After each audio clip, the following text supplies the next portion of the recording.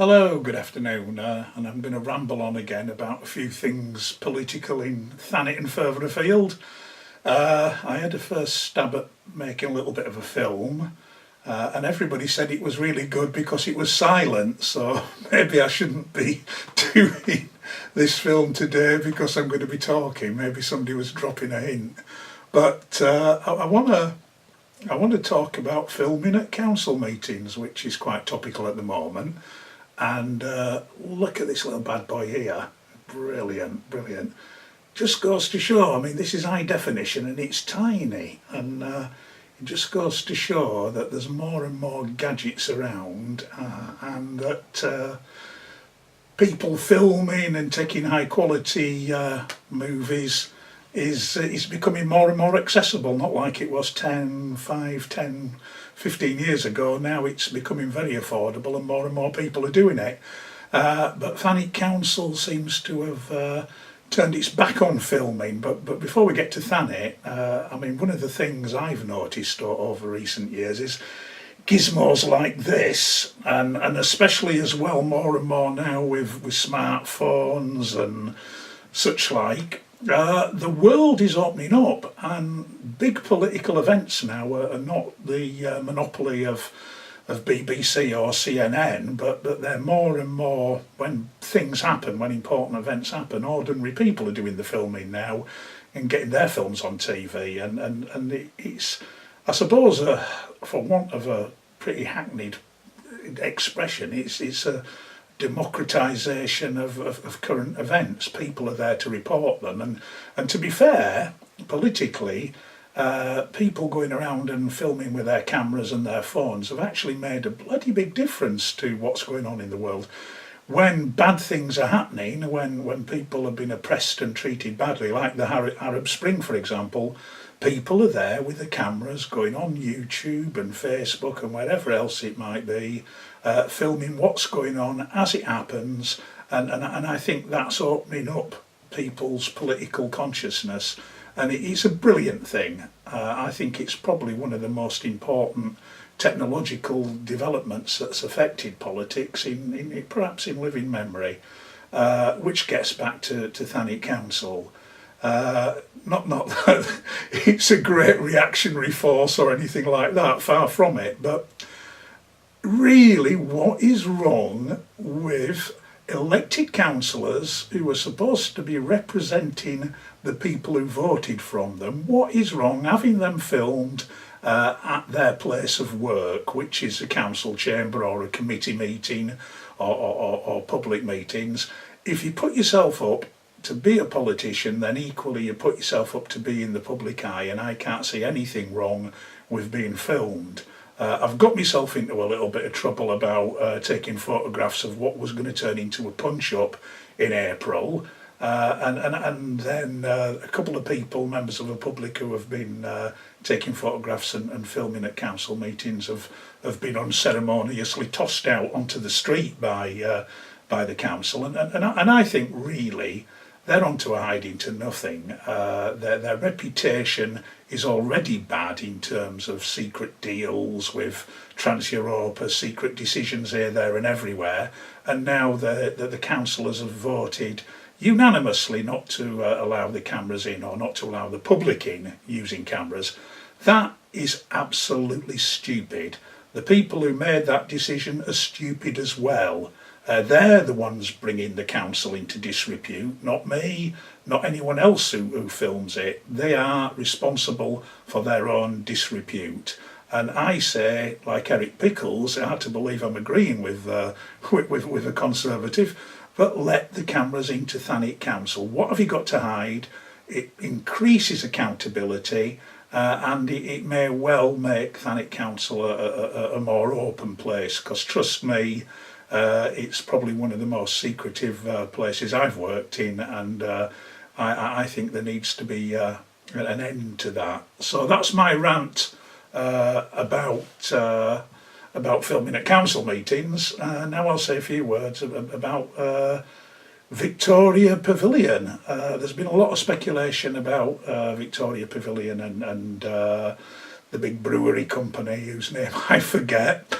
looking at getting a deal there for it to be taken over on a long lease of 100 years.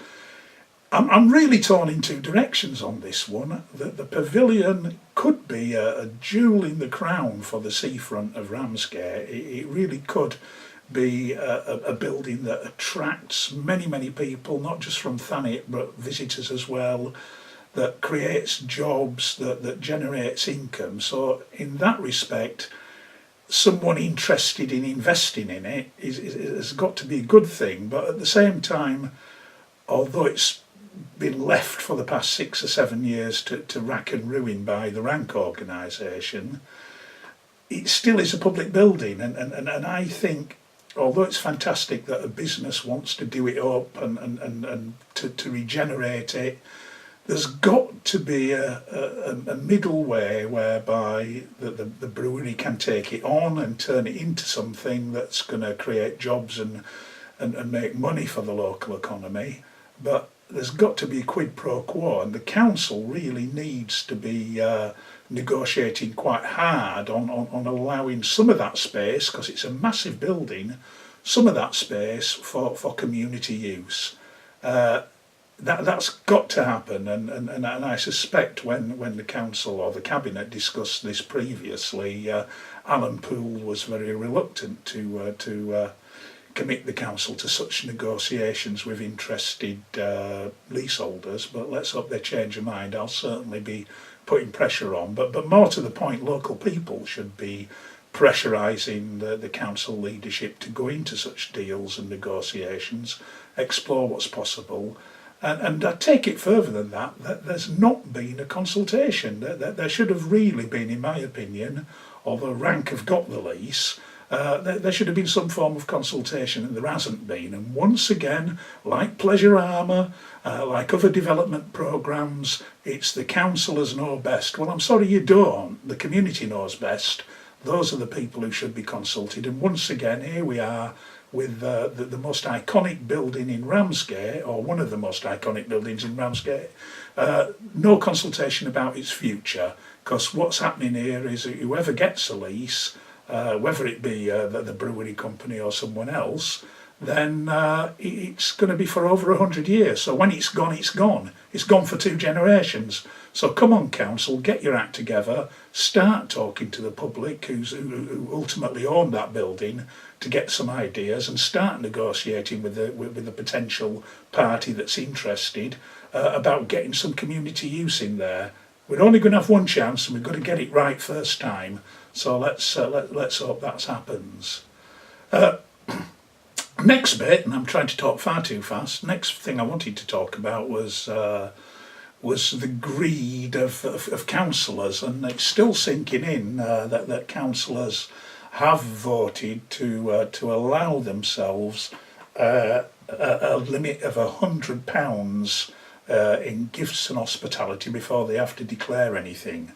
It's quite incredible. It sends out all the wrong messages that a councillor can be treated up to £100 without having to declare it. I mean, what planet are these people living on? We're going through some of the most difficult times where people have been having to tighten their belts, and what do Thanet councillors do but increase the limit at which they can be treated by 400%. It used to be £25 until they made this ridiculous decision, to £100. Now, I went in on Wednesday to the council buildings, and I asked to see the declaration, the declaration forms for gifts and hospitality, and I've got to admit I was quite surprised. The last declarations that were made were in 2011 by the then council leader, Councillor Bob Bayford, and this was when the limit was at £25. And he made 4 declarations of gifts and hospitality in 2011 for hospitality of more than £25, and that was meals and tickets for the theatre and so on. When Councillor Hart and his cabinet took over in January, it was still £25. In fact, it was £25 up until July 2012.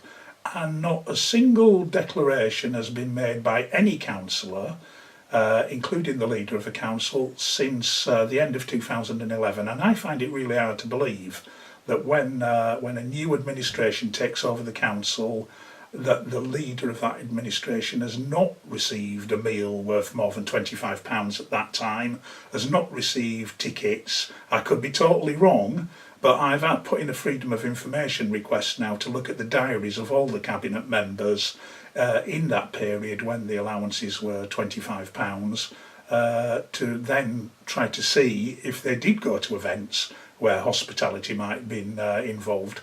Because again, if you put yourself into a position of public trust and public office, there is an expectation that you should be scrupulously honest about any expenses and gifts that you're receiving. Now, I'm not suggesting for a moment that that's the case, but I just find it very, very surprising that when a new leader hits town, all the people who might want to speak to that person and to get their ear, there's no declarations at all, whereas the previous leader, Councillor Bayford, was declaring. Admittedly not many, but he did declare. So it just doesn't ring true to me.